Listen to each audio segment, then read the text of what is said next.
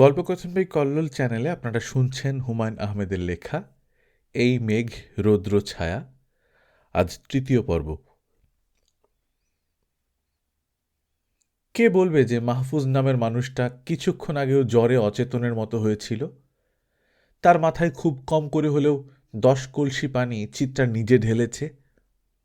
জ্বরের ঘোরে মানুষটা উল্টাপাল্টা কথা বলা শুরু করেছিল। চোখ হয়েছিল পাকা টমেটোর মতো লাল। এখন কি সুন্দর স্বাভাবিক। মাঝির কাছ থেকে নিয়ে পান চিবাচ্ছে। তার পান চিবানো দেখে মনে হচ্ছে খুব মজার পান। মানুষটার চোখের রঙও এখন প্রায় স্বাভাবিক। একটু লালচে আভা আছে, সে থাকাও না থাকার মতো। চিত্রা বলল, আপনার শরীর এখন ভালো? মাহফুজ পানের পিক ফেলতে ফেলতে বলল, ভালো। মাঝে মধ্যে আমার ভালুক জ্বর হয়। 1-2 ঘন্টার জন্য সব আওলা হয়ে যায়, তারপর সব ঠিকঠাক, সব ফিটফাট। বলতে বলতে মাহফুজ হাসল। চিত্রা মানুষটার হাসি দেখে মুগ্ধ। এই প্রথম সে হাসল। তার সঙ্গে দেখা হবার পর থেকে চিত্রা তার মুখে হাসি দেখেনি। চিত্রা বলল, আমি আপনার অবস্থা দেখে ভয় পেয়ে গিয়েছিলাম। তুমি প্রথম দেখেছ, এই জন্য ভয় পেয়েছ। কয়েকবার দেখলে ভয় পেতে না। ডাক্তার দেখিয়েছেন? আরে ধুর, কিসের ডাক্তার? সামান্য জ্বরজারিতে ডাক্তারের কাছে গেলে রোগ লাই পেয়ে যায়, আরো শক্ত করে চেপে ধরে। অসুখ বিসুখকে কখনো লাই দিতে নেই। অসুখ বিসুখ পায়ের নিচে চেপে রাখতে হয়। চলো রওনা দিই। চলুন। মাহফুজ ব্যাগ হাতে নিল। বাচ্চা একটা ছেলে জোগাড় হয়েছে, তার মাথায় সুটকেস। চিত্রা বলল, অনেক দূর হাঁটতে হবে? 8 ঘন্টার পথ। আমি অবশ্য দ্রুত হাঁটি। আমার হিসেবে 2 মাইল। 2 মাইল হাঁটতে পারবে না? পারবো। এদিকেও মনে হয় ঝড় হয়েছে। হয়েছে। বৃষ্টির পানিতে রাস্তা কাদা। তুমি এক কাজ করো, স্যান্ডেল খুলে খালি পায়ে হাঁটো, পারবে না? চিত্র অবাক হয়ে বলল, পারবো না কেন? গ্রাম কেমন লাগছে? ভালো। অল্প ভালো না বেশি ভালো? মিডিয়াম ভালো। অনেকগুলি কারণে চিত্রার খুব ভালো লাগছে। সে প্রচণ্ড ঝড়ের মধ্যে পড়েছিল। চিত্রা প্রায় নিশ্চিত ছিল নৌকাডুবিতে সে মারা যাবে। সেরকম কিছু হয়নি। ঝড়ে শুধু মাঝির ছাতাটা উড়িয়ে নিয়ে গেছে। মাহফুজ নামের অসুস্থ মানুষটার অসুখ সেরে গেছে।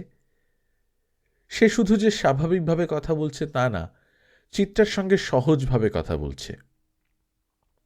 এই সহজ ভাবটা তার মধ্যে আগে ছিল না। আগে ছিল কেজো ভাব। কাজের জন্য একজনকে নিয়ে আসা হয়েছে, কাজ শেষ, তার প্রয়োজনও শেষ। তার সঙ্গে ভদ্রভাবে কথা বলার দরকার নেই, গল্পগুজব করারও দরকার নেই। ভাড়া করা একটা মেয়ের সঙ্গে কিসের গল্প? কিন্তু এখন মনে হয় মানুষটা গল্প করতে চাচ্ছে। তার চেয়ে বড় কথা মানুষটার মুখে হাসি। সে মনে হয় হাসি জমা করে রেখেছিল, বাড়ির কাছাকাছি এসে জমানো হাসি খরচ করছে। মাহফুজ বলল, রাত অনেক হয়ে গেছে, 10টার উপর বাজে। চিত্রা বলল, 10টা এমন কোনো রাত না।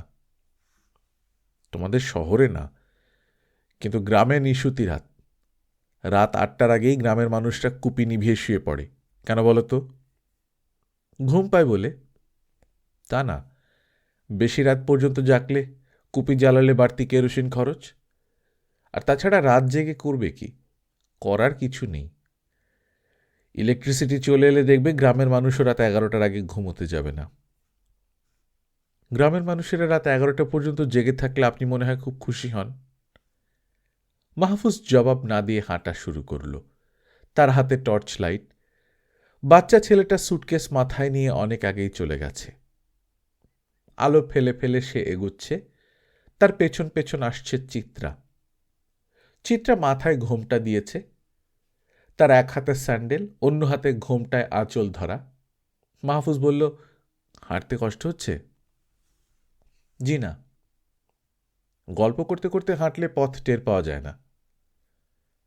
আপনি গল্প করুন, আমি শুনছি। কাদা দেখে দেখে পা ফেলো। টর্চটা কি তোমার হাতে রাখবে? আপনার হাতেই থাকুক। বছর 2 এলে পরে দেখবে পাকা রাস্তা, সাইকেল রিকশায় উঠে বসবে, সাঁ করে তোমাকে নিয়ে যাবে। 2 বছর পরে এলে ইলেকট্রিসিটি পাবো, পাকা রাস্তা পাবো? ইলেকট্রিসিটির সামনের বছরই পাবে। কথাবার্তা হয়ে স্যাংশন পর্যন্ত হয়ে গেছে, এখন দরকার সামান্য ধাক্কা। বুঝলাম না, কিসের ধাক্কা? আমাদের দেশের নিয়ম হলো স্যাংশন হওয়ার পরও কিছু হয় না, তখন গুরুত্বপূর্ণ কাউকে ধাক্কা দিতে হয়। ইলেকট্রিসিটির জন্য কে ধাক্কা দেবে?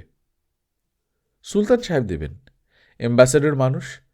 ইনার সামান্য একটা কথা 10টা ধাক্কার সমান, আর মানুষ হিসেবে অত্যন্ত ভালো।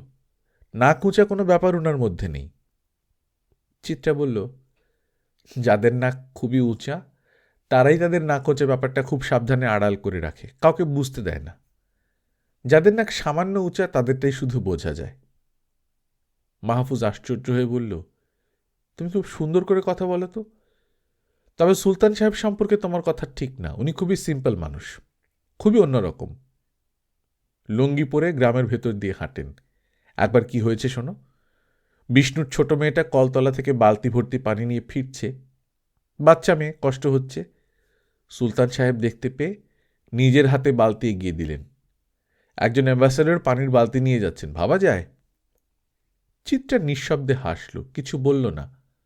মাহফুজ বলল, তুমি তো তাদের বাড়িতেই থাকবে, তখন নিজেই কাছ থেকে দেখবে। আমি তাদের বাড়িতে থাকবো কেন? তাছাড়া কোথায় থাকবে? আমি একা থাকি, আমার বাড়িতে থাকা প্রশ্নই ওঠে না। সুলতান সাহেবের বাড়িটা পাকা দালান, পেছনে পুকুর আছে, সামনে সুন্দর বাগান। বাইরের কোনো বিশিষ্ট মেহমান এলে আমরা ওই বাড়িতে রাখি, বাড়ি তো খালিই পড়ে থাকে। সুলতান সাহেব 2 বছর 3 বছরে একবার কয়েকদিনের জন্য আসেন। চিত্রা বলল, আমাকে ওই বাড়িতে কেন রাখবেন? আমি তো বিশিষ্ট কেউ না। বিশিষ্ট না হলেও গ্রামের মেহমান। তবে বছর 2 পরে এলে তোমাকে আর অন্যের বাড়িতে থাকতে হবে না। আমাদের নিজস্ব কমিউনিটি সেন্টার তৈরি হয়ে যাবে, সেখানে 2টা রুম থাকবে, গেস্ট রুম। গেস্ট এলে থাকবেন, অ্যাটাচ বাথরুম, ফ্যান থাকবে, টিভি থাকবে। 2 বছরের মধ্যে এত কিছু হয়ে যাবে?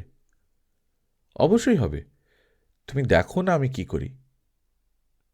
এত টাকা কোথায় পাবেন?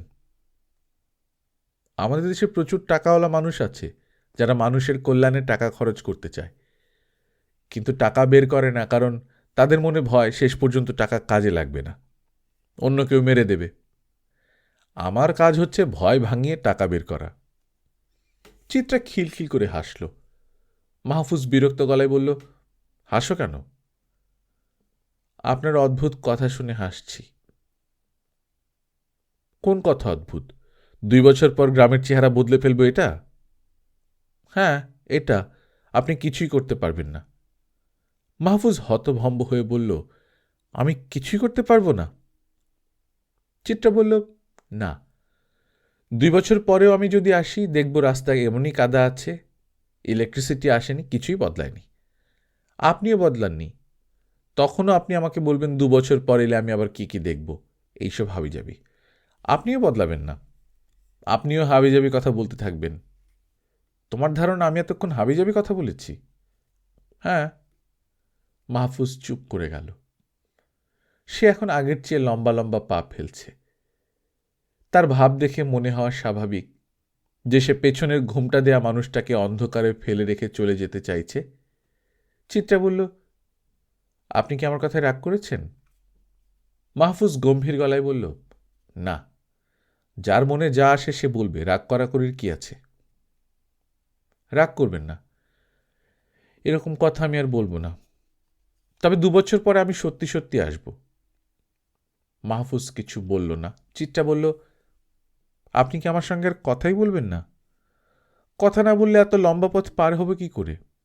আমি এখনই টায়ার্ড হয়ে পড়েছি। আপনি সুন্দর একটা গল্প বলুন, শুনতে শুনতে যাই। আমি গল্প জানি না। নাটকটা সম্পর্কে বলুন।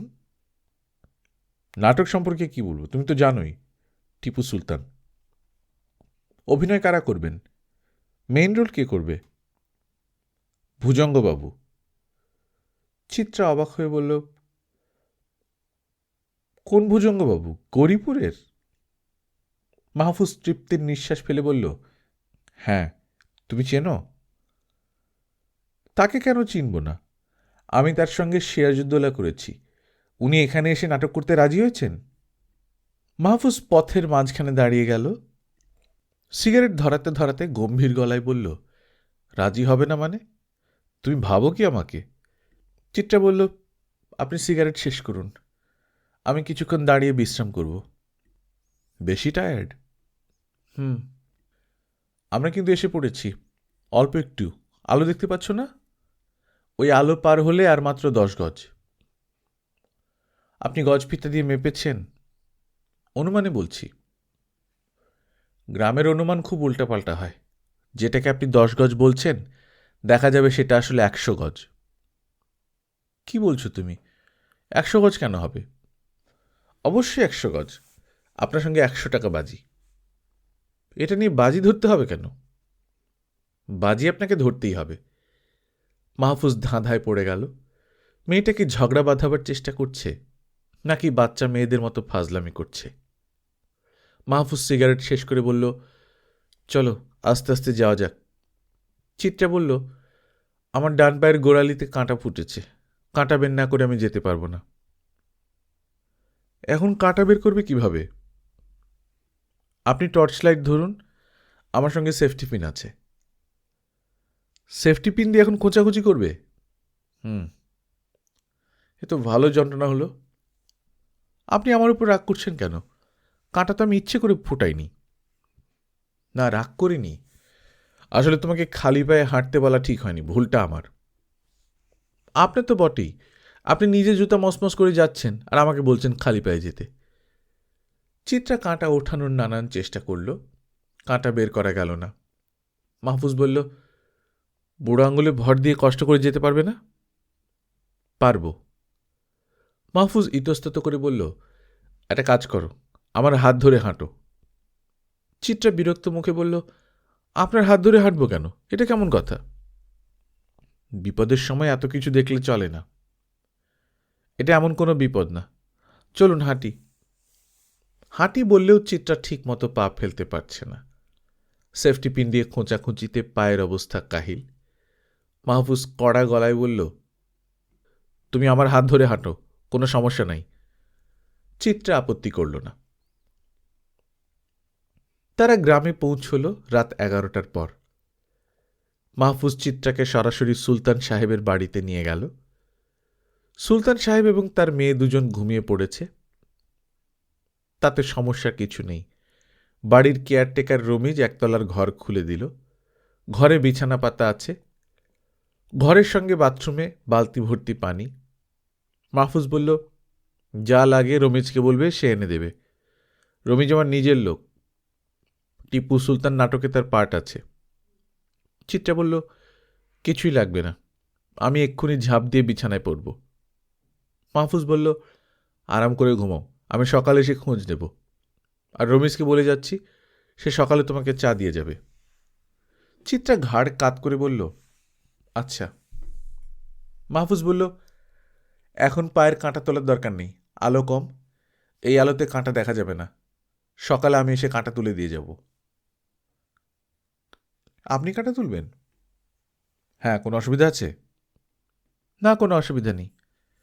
আমি তাহলে যাই। আচ্ছা। হাত মুখ ধুয়ে তারপর ঘুমোতে যেও, সারা পা ভর্তি কাদা। চিত্রা হাসতে হাসতে বলল, আপনার কি ধারণা আমি কাদা পা নিয়ে বিছানায় উঠে পড়ব? যে যা বলে আপনি তাই বিশ্বাস করেন? আর আপনি যে আমার বাজির টাকা না দিয়ে চলে যাচ্ছেন, এটা কেমন কথা? কিসের বাজির টাকা? আপনি বলেছেন বাতি থেকে 10 গজ। আমি মেপেছি, 3 কদমে হয় 1 গজ। আলো থেকে এই বাড়ি 210 কদম।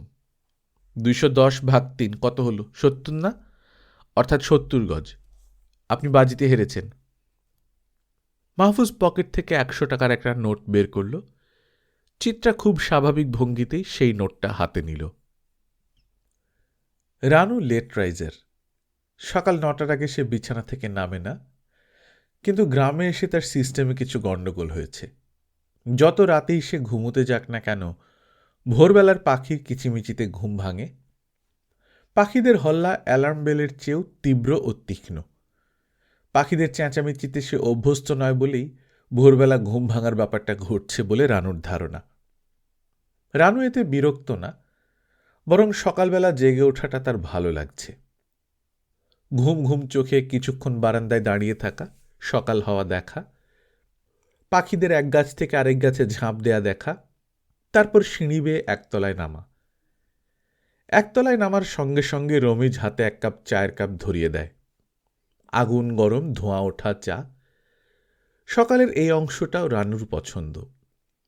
রমিজ অন্য কাজকর্ম তেমন পারে না বা পারলেও করে না, তবে রানুকে দেখা মাত্র অতি দ্রুত চা বানানোর কাজটা খুব ভালো পারে। শুধু একটাই দোষ, কাপটা থাকে কানায় কানায় ভর্তি। প্রতিবারই রানু বলে, এমন ভর্তি কাপ দেবেন না। প্রতিবারই রমিজ মাথা কাত করে বলে, জি আচ্ছা আপা। আবার প্রতিবারই একই ভুল করে। আজ রানু অন্য দিনের চেয়েও সকালে উঠেছে। শীত শীত লাগছিল বলে বিছানার চাদরটা গায়ে দিয়ে চলে এসেছে। বিছানার চাদর জড়ানোয় তাকে দেখাচ্ছে কোলবালিশের মতো। মা দেখতে পেলে খুব রাগতেন। ভাগ্যিস তিনি এখানে নেই। উঠানে দাঁড়িয়ে রানু মুগ্ধ হয়ে গেল।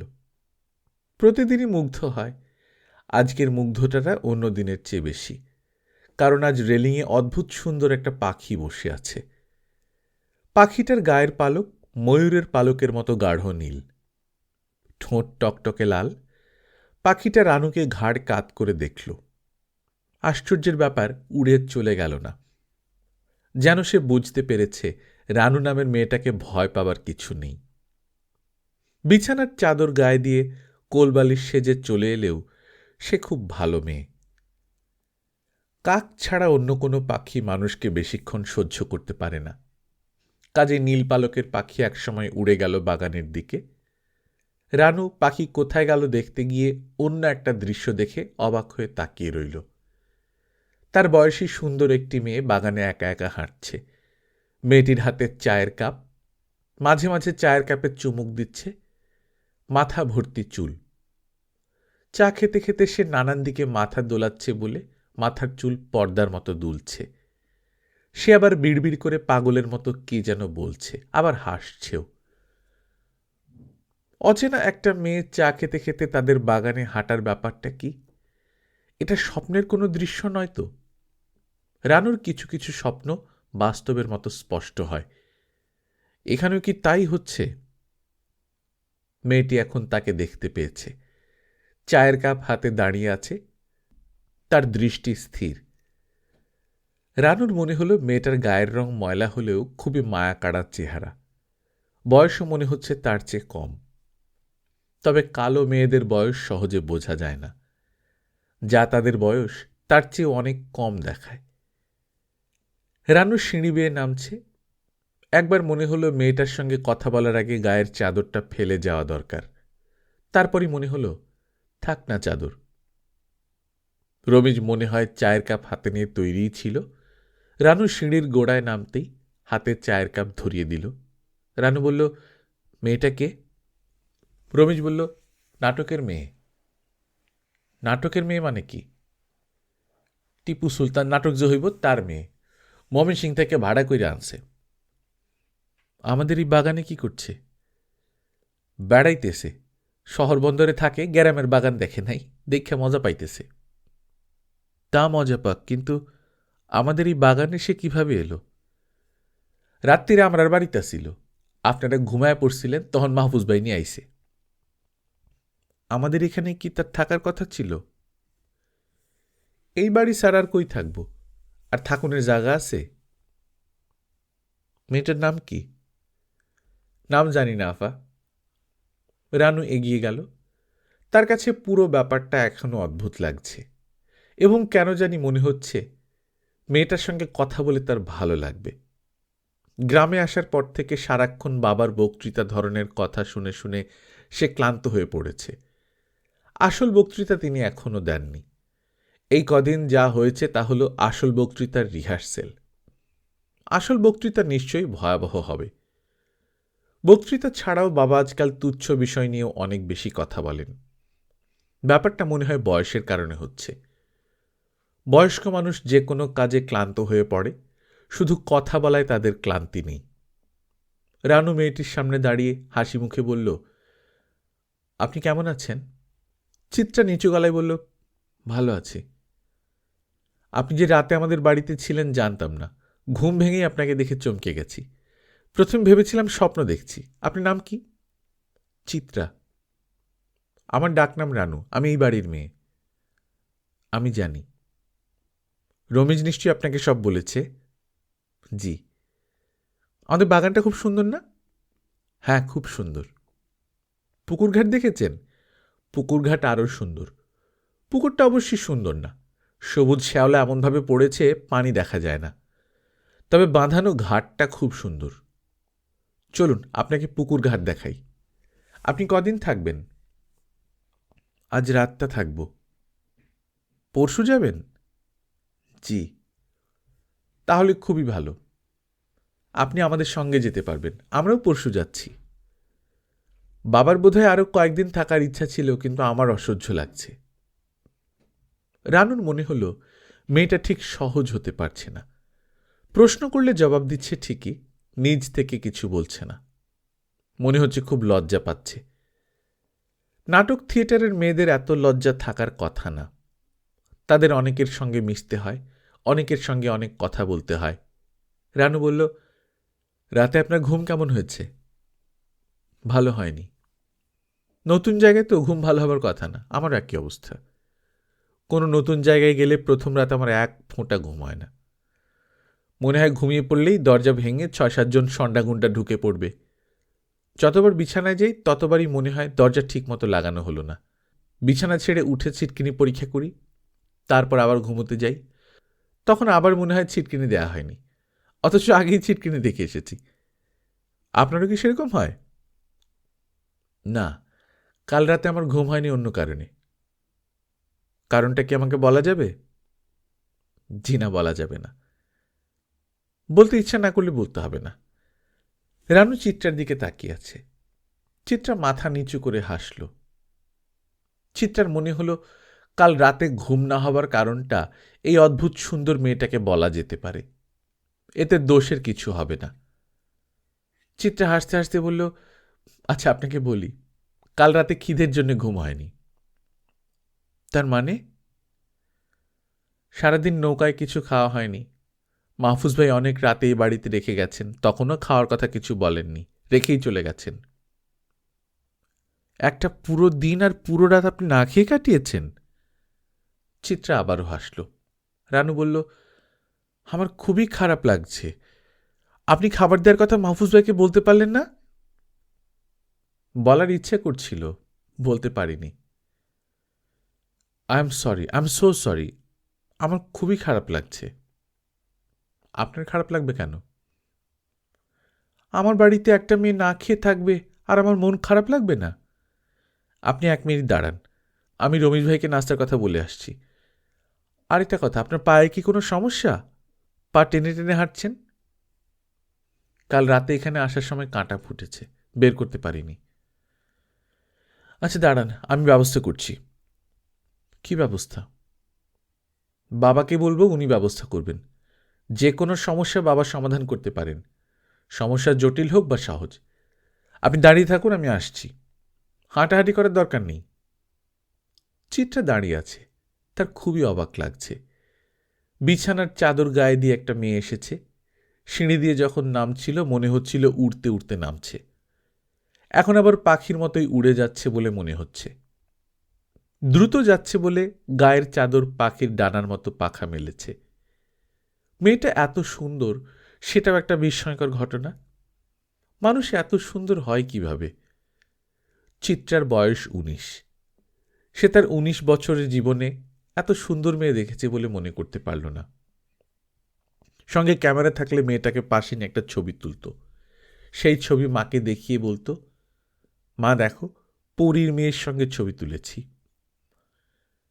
মা অবশ্যই ছবি দেখে নানান খুঁত বের করত। চোখ ছোট, নাক মোটা, হাঁটা ভালো না। সে তখন মাকে চেপে ধরত। ছবি দেখি কি করে বুঝলে হাঁটা ভালো না? ছবিতে কি মেয়েটা হাঁটছে? তোমার নিজের ঠ্যাং নেই বলে তোমার কাছে মনে হয় জগতের সব মেয়ের হাঁটা খারাপ। চিত্রার মনটা খারাপ হয়ে গেল। নৌকা থেকে নামার পর থেকে একবারও মার কথা মনে হয়নি, এই প্রথম মনে হলো। খুবই আশ্চর্যের ব্যাপার, সে মাকে কত দ্রুতই না ভুলে যেতে পেরেছে। ময়মনসিংহে ফিরে গিয়ে সে যদি দেখে মা মারা গেছেন, তাহলে সে কি খুব বেশি কষ্ট পাবে? হ্যাঁ, কষ্ট পাবে, তবে ভয়াবহ কষ্ট না। কষ্টের চেয়ে বেশি হবে দুশ্চিন্তা। সে থাকবে কোথায়, যাবে কার কাছে? রানু তার পাশে এসে দাঁড়াল, হড়বড় করে বলল, পরোটা বানাতে বলে এসেছি। পরোটা আর গোস্ত, রাতের গোস্ত আছে, ওটা গরম করে দেবে আর ডিম ভেজে দেবে, ঠিক আছে? চিত্রা গম্ভীর গলায় বলল, না, হবে না, আমি পোলাও কোরমা খাবো আর রুই মাছ ভাজা খাবো। চিত্রা কথাগুলি এমনভাবে বলল যে রানুর প্রথমে মনে হলো মেয়েটা সত্যি সত্যি পোলাও কোরমা খেতে যাচ্ছে। রহস্য করে যে কথা বলে, সে কথা শেষ করে ফিক করে হেসে ফেলে। এই মেয়ে হাসছেও না, কথা শেষ করে আরো গম্ভীর হয়ে গেছে। বাহ, মজার মেয়ে তো। রানু বলল, আমি তোমাকে তুমি করে বলি? আমার বয়সী কোনো মেয়েকে আমি বেশিক্ষণ আপনি করে বলতে পারি না। তোমার বয়স কত? 19। রানু প্রায় চেঁচিয়ে বলল, কি আশ্চর্য, আমার বয়সও 19। আমার একটা স্বভাব কি জানো? যাকে আমার পছন্দ হয় আমি শুধু তার সঙ্গে আমার মিল খুঁজে বের করতে থাকি। রানু বলল, আমাদের দুজনের মধ্যে খুব বড় একটা মিল আছে। তুমি অনেক মিল খুঁজে বের করলেও এই মিল কখনো বের করবে না। রানু বলল, কি মিল? চিত্রা বলল, আমরা দুজনই মেয়ে। রানু হেসে ফেলল। মেয়েটাকে এত অল্প সময়ে তার এত পছন্দ হচ্ছে কেন সে বুঝতে পারছে না। রানু হঠাৎ গম্ভীর হয়ে বলল, আচ্ছা শোনো, তোমার মাথায় কি মাঝে মাঝে অদ্ভুত পাগলামি আসে? কিরকম পাগলামি? এই যেমন ধরো একগাদা ঘুমের ওষুধ খেয়ে ফেলা, ব্লেড দিয়ে হাতে আঁচড় দেয়া। না, এরকম পাগলামি আমার মধ্যে নেই। আমার কিন্তু আছে। একবার কি করেছিলাম শোনো। পেন্সিল কাটারের যে ব্লেড আছে, সেই ব্লেড স্ক্রুড্রাইভার দিয়ে খুলেছি, তারপর সেই ব্লেড দিয়ে হাতের গোড়া থেকে কবজি পর্যন্ত কেটেছি। কি ভেবেছ একটা দাগ দিয়েছি? হুম, অসংখ্য দাগ। সেই দাগ এখনো আছে। আমি যে ফুল হাতা ব্লাউজ পরেছি সেটাই জন্যে। নাস্তা খাওয়া হোক, তারপর দেখাবো। চিত্রা অবাক হয়ে তাকালো। রানু বলল, এখন তোমার কাছে মনে হচ্ছে না আমার মাথা পুরোপুরি খারাপ? আমি শুধু যে হাতে দাগ দিয়েছি তা না, সারা শরীরে দাগ দিয়েছি। এমন সব জায়গায় দিয়েছি যা কাউকে দেখানো যায় না। তবে তোমাকে দেখাবো। কেন এরকম করো? রানু হাসতে হাসতে বলল, জানি না কেন করি।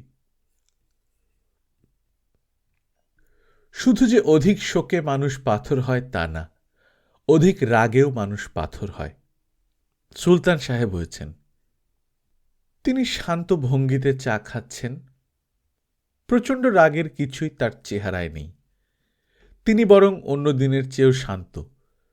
তবে সিগারেট ধরাবার সময় তিনি লক্ষ্য করলেন তার হাতের আঙুল সামান্য কাঁপছে। ঘটনাটা রাগ চেপে রাখার কারণেই ঘটছে বোঝা যাচ্ছে। তিনি এই কিছুক্ষণ আগে রানুর কাছে শুনেছেন থিয়েটারের একটি মেয়ে গতরাতে তার বাড়িতে ছিল। মেয়েটির নাম চিত্রা। সুলতান সাহেব বললেন, ও আচ্ছা। এমনভাবে বলেছেন যেন থিয়েটারের মেয়ে থাকতেই পারে। রানু বলল, কি কাণ্ড দেখো বাবা, মেয়েটি 24 ঘন্টা কিচ্ছু খায়নি। একটা লোক গভীর রাতে তাকে বাড়িতে ফেলে রেখে উধাও হয়ে গেছে, তার আর কোনো ট্রেস নেই। ভোরবেলা এসে সে যে খোঁজ নেবে তাও এখন পর্যন্ত নেয়নি। সুলতান সাহেব আবারও বললেন, আচ্ছা। তারপরও ঘটনা আছে। মেয়েটার পায়ে কাঁটা ফুটেছে। বাবা, তোমাকে পায়ের কাঁটা বের করার ব্যবস্থা করতে হবে। সুলতান সাহেব মেয়ের দিকে অপলক চোখে তাকিয়ে রইলেন। তুমি চা খাও বাবা, আমি চিত্রার সঙ্গে গল্প করতে করতে নাস্তা খাবো। রানু ব্যস্ত ভঙ্গিতে চলে গেল। প্রচণ্ড রাগে সুলতান সাহেব জমে গেলেন। মাওলানা ইস্কান্দার আলীর কথা তিনি অবিশ্বাস করেছিলেন, এখন দেখা যাচ্ছে মাওলানা সত্যি কথাই বলেছে, খারাপ একটা মেয়েকে সত্যি সত্যি তার বাড়িতে এনে তুলেছে। এরা তাকে জিজ্ঞেস করার কোনো প্রয়োজন মনে করেনি। এই মুহূর্তেই মেয়েটাকে বাড়ি থেকে বের করে দেওয়া দরকার, কিন্তু তা তিনি রানুর জন্যই করতে পারবেন না। জগতের জটিলতা সম্পর্কে রানুর ধারণা নেই। সে পৃথিবীকে দেখছে সাদা চোখে।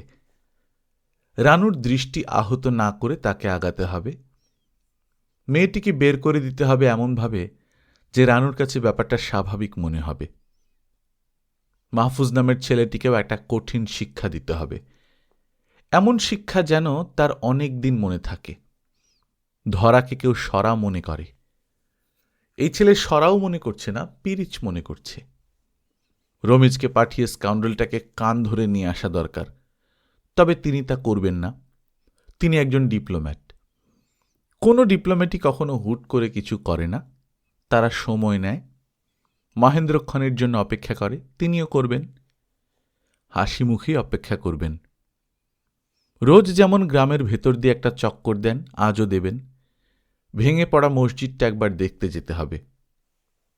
মসজিদের ইটগুলো রক্ষার ব্যবস্থা করতে হবে। আর্কিওলজি বিভাগের কেউ এসে দেখুক। মসজিদ দেখতে গিয়ে মাহফুজ ছেলেটাকে ডেকে পাঠানো যেতে পারে। সেটা ঠিক হবে না। নিজের বাড়ির বাইরে তিনি যেখানেই গেছেন তাকে ঘিরে লোকজন জমা হয়েছে। কঠিন কথা সাক্ষী রেখে বলতে হয় না। মাহফুজকে নিজের বাড়িতেই ডেকে পাঠাতে হবে। তখন তার সঙ্গে যে কথাগুলো বলবেন সব ঠিক করে রাখতে হবে। প্রথম কথাটা হলো, মাহফুজ, সন্ধ্যাবেলা তোমাদের নাটকে আমি যেতে পারবো না। আমি পাবলিক ফাংশন থেকে দূরে থাকতে চাই। সারা জীবন তাই থেকেছি, ভবিষ্যতেও তাই থাকব। আর দ্বিতীয় কথা হচ্ছে, আমাকে কিছু না বলে কোয়েশ্চেনেবল ক্যারেক্টারের একটা মেয়েকে রেখে গেছ। এই কাজটা যে শুধু ঠিক করনি তা না, অপরাধ পর্যায়ের একটা কাজ করেছ। আধ ঘন্টার মধ্যে মেয়েটিকে অন্য কোথাও নিয়ে যাবে, এবং এই কাজ যে তুমি আমার নির্দেশে করেছ তা যেন আমার মেয়ে না জানে। এখন আমার সামনে থেকে বিদায় হও।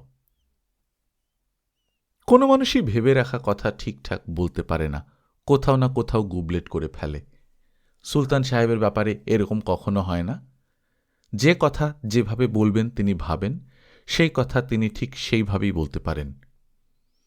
সুলতান সাহেব সকালের নাশতা একা একা করলেন। এই সময় রানু তার সামনে থাকে। আজ সে খুব সম্ভব নষ্ট মেয়েটির সঙ্গে আছে, এবং সেটাই স্বাভাবিক। ভালো মানুষের সঙ্গ কখনো ইন্টারেস্টিং হয় না, মন্দ মানুষের সঙ্গ ইন্টারেস্টিং হয়। যে যত মন্দ তার সঙ্গ ততই আনন্দময়। নাশতা শেষ করে সুলতান সাহেব কিছুক্ষণ ঝিম ধরে বসে রইলেন। তারপর কাগজ কলম নিয়ে বসলেন। কিছু একটা লিখতে ইচ্ছা করছে, কি লিখবেন বুঝতে পারছেন না। গুছিয়ে কাউকে একটা চিঠি লিখতে পারলে হতো। চিঠি লেখার তার মানুষ নেই, তিনি লিখেন সরকারি চিঠি। সেই চিঠি কোনো মানুষকে লেখা হয় না, সরকারি কোনো পদধারীকে লেখা হয়। সেই সব চিঠিতে কখনো লেখা থাকে না, ভাই আপনার শরীর এখন কেমন যাচ্ছে। রানু দরজা ধরে দাঁড়াল। সুলতান সাহেব বললেন, কিছু বলবি? রানু বলল, আমি কিছু বলবো না। তোমার কি আরেক কাপ চা লাগবে? না। কি লিখছ? কিছু লিখছি না। কিছু লিখছ না তাহলে কলম হাতে বসে আছো কেন? বন্দুক হাতে বসে থাকলেই যে গুলি করতে হবে এমন কথা নেই, ঠিক তেমনি কলম হাতে বসলেই যে লিখতে হবে এমন কথা নেই। তুই নাস্তা করেছিস? হ্যাঁ। মেয়েটা নাস্তা করেছে? চিত্রার শরীরটা ভালো না বাবা, একটা পরোটার সামান্য এক টুকরা মুখে দিয়ে বেচারি আর খেতে পারেনি। আমি গায়ে হাত দিয়ে দেখেছি, জ্বর, বেশ জ্বর। এখন শুয়ে আছেন। জ্বর নিয়ে নাটক করবে কিভাবে? আমিও সেই কথাই জিজ্ঞেস করেছিলাম। উনি বললেন কোনো অসুবিধা হবে না। একবার নাকি 103 জ্বর নিয়ে নাটক করেছেন। মাহফুজ ছেলেটা কি জানে তার অভিনেত্রী অসুস্থ? আমি খবর পাঠিয়েছি। মাহফুজ এলেই তুই ওকে আমার কাছে পাঠাবি। আচ্ছা। 2 কাপ চা নিয়ে আয়। 2 কাপ কেন? 1 কাপ তোর জন্য, 1 কাপ আমার জন্যে। আয়, চা খেতে খেতে বাপ বেটিতে কিছুক্ষণ গল্প করি। বিশেষ কিছু বলবে? হ্যাঁ। দিনের বেলা বিশেষ কথা শুনতে ইচ্ছে করে না বাবা, বিশেষ কথা শুনতে হয় রাতে। তোমার বিশেষ কথা রাতে শুনব? কথা না শুনলি আয় একসঙ্গে চা খাই। আসছি।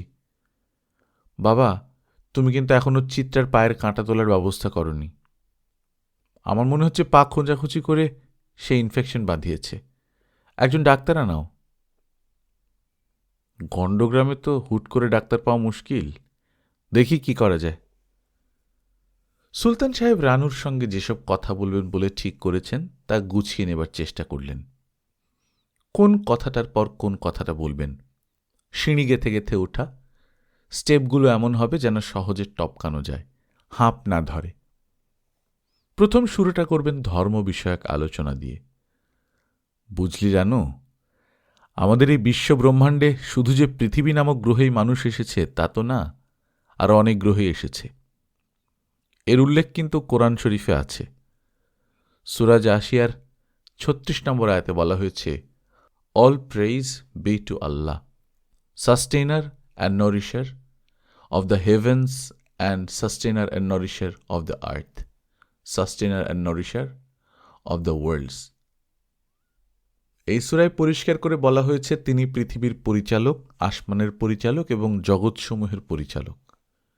রানু নিশ্চয়ই তখন বলবে, কি আশ্চর্য, কোরআন শরীফে এই কথা আছে? তিনি বলবেন, কোরআন শরীফে আরও অনেক আশ্চর্য আশ্চর্য কথা বলা হয়েছে যা আধুনিক বিজ্ঞান বলছে। যেমন ধর, ইউনিভার্স সৃষ্টি হল বিগ ব্যাংয়ের মাধ্যমে। তারপর থেকে কি হচ্ছে, বিশ্বব্রহ্মাণ্ড ছড়িয়ে পড়ছে। একে বলা হয় এক্সপান্ডিং ইউনিভার্স। সূরা জারিনার ৪৭ নম্বর আয়াতে আছে, we created the heaven with the twist of the divine hand and surely we are expanding it. Gate দিয়ে সংকুচিত ভঙ্গিতে একজন ঢুকছে। যে ঢুকছে তাকে রানু আগে কোনোদিন দেখেনি, তবু সে চট করে চিনে ফেলল। লোকটা আর কেউ না, মাহফুজ। এমন সংকুচিতভাবে ঢুকল কেন? সে তো কোনো রাজবাড়িতে ঢুকছে না। গেটে দারোয়ান নেই যে দারোয়ান তাকে ঢুকতে দেবে না। মানুষটার শার্টের একটা বোতাম লাগানো নেই, এই ব্যাপারটা খুব চোখে পড়ছে। খাবার সময় কারোর ঠোঁটের কাছে যদি একটা ভাত লেগে থাকে এবং সে সেটা না জানে, তখন অস্বস্তিতে রানুর গা কিটকিট করে। তার ইচ্ছে করে পেপার ন্যাপকিন দিয়ে সে নিজেই ভাতটা সরিয়ে দেয়। ঘরে কি কোনো বোতাম আছে? লোকটার শার্টে একটা বোতাম কি লাগিয়ে দেয়া যায় না? আচ্ছা, লোকটার গলার স্বর কেমন? গলার স্বর রানুর কাছে খুবই গুরুত্বপূর্ণ ব্যাপার। কারো গলার স্বর পছন্দ না হলে তাকে রানুর কখনোই পছন্দ হবে না। সে যত ভালো লোকই হোক, কিচ্ছু আসে যায় না। মাহফুজ নামের মানুষটা দেখতে সুন্দর, অবশ্যই চোখের কাছে একটা বোকা বোকা ব্যাপার আছে। মাহফুজ রানুর সামনে এসে দাঁড়াতেই রানু বলল, মাহফুজ সাহেব, আপনি ভালো আছেন? মাহফুজ থতমত খেয়ে বলল, জি। রানু স্বস্তির নিঃশ্বাস ফেলল। মানুষটার গলার স্বর ভালো, শুধু ভালো না, বেশ ভালো। গলার স্বর শুনলেই মনে হয় মানুষটা নিজের কেউ, যার সঙ্গে ফাজলামি করা যাবে, রসিকতা করা যাবে, ধমক ধামক দেয়া যাবে। রানু বলল, আপনি সারা গ্রামে বিজ্ঞাপন দিয়ে ফেলেছেন। আপনি কি জানেন বিজ্ঞাপনের দুটো বানান ভুল? প্রধান বানান ভুল, অতিথি বানানো ভুল। যেহেতু বাবা প্রধান অতিথি, তিনি ভুল বানান দেখে খুব রাগ করেছেন। আপনি আজ যাবার সময় আমার কাছ থেকে শুদ্ধ বানান জেনে যাবেন এবং বিজ্ঞাপনের বানানগুলো ঠিক করবেন। মাহফুজ বলল, জি আচ্ছা। আপনার বিরুদ্ধে আরও অভিযোগ আছে। আপনি একটা মেয়েকে এখানে রেখে গেছেন, অথচ রাতে খাবার ব্যবস্থা করেননি। মাহফুজ বিব্রত ভঙ্গিতে তাকিয়ে আছে। রানু বলল, আপনার বিরুদ্ধে তৃতীয় অভিযোগ হচ্ছে চিত্রার পায়ে কাঁটা ফুটেছে, আপনি কাঁটা তোলার ব্যবস্থা করেননি। শাস্তি হিসেবে এখন আপনার পায়ে একটা কাঁটা ফুটিয়ে দেব। মুখ হাসি হাসি করে লাভ নেই, আমি মোটেই ঠাট্টা করছি না। মাহফুজের বিস্ময়ের সীমা রইল না। মেয়েটির রূপ আগুনের মতো, বিস্ময়ের জন্যে এটাই যথেষ্ট। এমন রূপবতী মেয়ে হঠাৎ হঠাৎ দেখা যায়। কিন্তু সবচেয়ে বড় কথা হচ্ছে মেয়েটির সহজ কথা বলার ভঙ্গি। মেয়েটিকে লাগছে দিঘির মতো, যার পানি কাকের চোখের মতো পরিষ্কার। পুকুরের মাঝখানের বালুকণাগুলো দেখা যাচ্ছে। কণাগুলো সূর্যের আলো পড়ে ঝলমল করছে। রানু বলল, আপনার বিরুদ্ধে অভিযোগ এখনো শেষ হয়নি। আপনি চিত্রাকে ধমক দিয়েছেন কেন? মাহফুজ বলল, ধমক দিই নাই। অবশ্যই ধমক দিয়েছেন।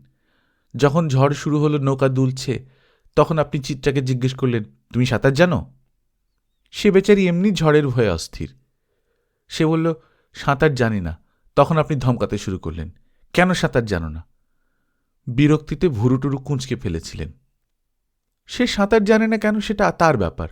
তার ব্যাপারে আপনি ধমকাধমকি করবেন কেন? আপনি কি প্লেন চালাতে পারেন? নিশ্চয়ই পারেন না। এখন যদি আমি আপনাকে ধমকাতে শুরু করি, কেন প্লেন চালাতে পারেন না, সেটা কি ঠিক হবে? প্লেন চালানো আর সাঁতার তো এক জিনিস না। অবশ্যই এক জিনিস। প্লেনও আকাশে সাঁতার কাটে। এখন আপনি ভেতরে যান। চিত্রা আপনার জন্য অপেক্ষা করছে। আপনার আসার কথা ছিল খুব ভোরে। এখন বাজে 10টা। এই আপনার খুব ভোর? মাহফুজ চিত্রার ঘরে ঢুকে গেল। গল্পকথন বাই কল্লোল চ্যানেলে আপনারা শুনছেন হুমায়ুন আহমেদের লেখা এই মেঘ রৌদ্রচ্ছায়া। আজ 3য় পর্ব। আমরা নিয়মিত গল্প পাঠ করে শোনাচ্ছি। আপনারা যারা প্রথমবার মতো শুনছেন, কাইন্ডলি সাবস্ক্রাইব করে নেবেন।